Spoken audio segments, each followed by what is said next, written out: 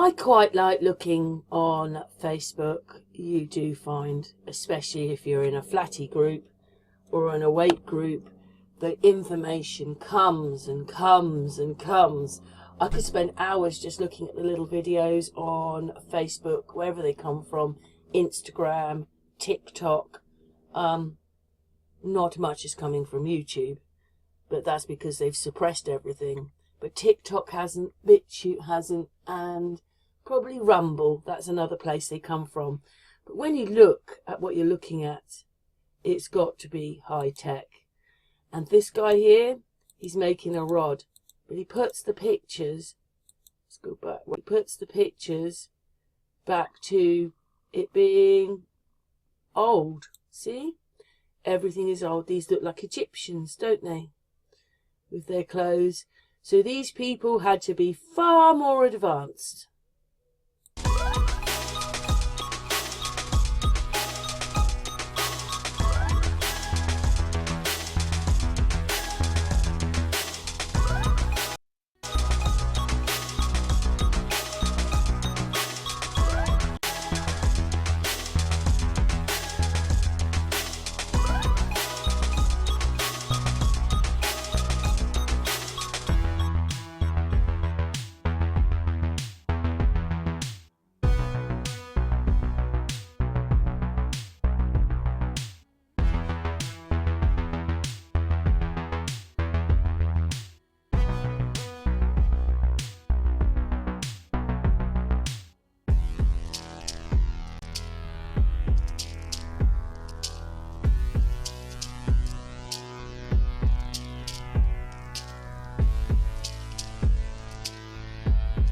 To connect the ether that's above with the energy that's in the ground. And that connection will be beneficial for the roots and for the plants. They love that energy when the connection is made. I found an old stick here.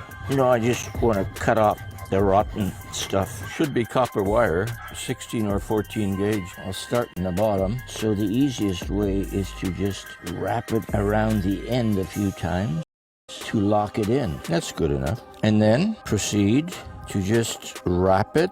Try to get a flexible glove, rubber glove, anything, because when you put pressure on it as you're winding it, it's going to dig into your thumb. We're making good progress. Patience is always a good quality to bring to any task that you're doing. Haste makes waste. A few moments later. So now when you come to the end, here's what you do. You wrap several turns at the end to anchor. Pull it as tight as you can to keep this from unwinding. We've got that anchored, and now we'll make an antenna, 8, 10, 12 inches. All right, so you stick this at least 4 or 5 or 6 inches into the ground, and Bob's your uncle. That's all you need to do. You've created a piece of conductive energy, and you've connected the above with the below, and this device is the connection.